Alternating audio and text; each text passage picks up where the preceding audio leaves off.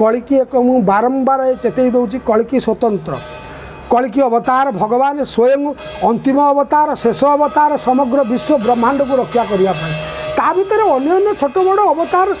सन्तु सन्तु नियंतु पुणी मालिका को कहीं विकृति करूँ ना पुथी बेनी फाड़ हेले ही हेब ए वाक्य कौन अच्छी कह पुथी बेनी फाड़ हेले ही हेब अच्युत वाक्य अनथा नईब वृक्ष लता बा तरु पर्वत यद्यापि अचले चलिबे पथ अग्नि तेज हिम प्रायी हेले अच्युत वचन कहीं न टले अमृत भक्षी जापे प्राण अच्युत वचन मोहियानी जो भी एड़े दृढ़ एड़े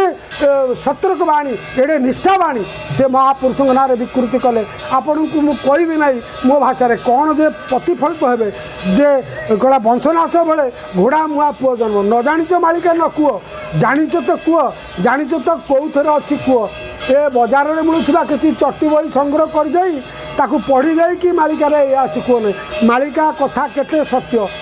जुगान्त शेष कहते सत्य आउ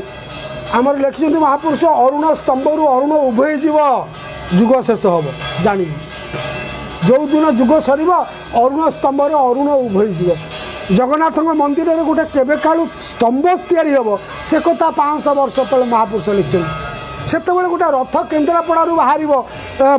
पद्म वर्ण नेमाल देकी से रथ यात्रा हम से रथ समग्र ओडिशा को विजय हम।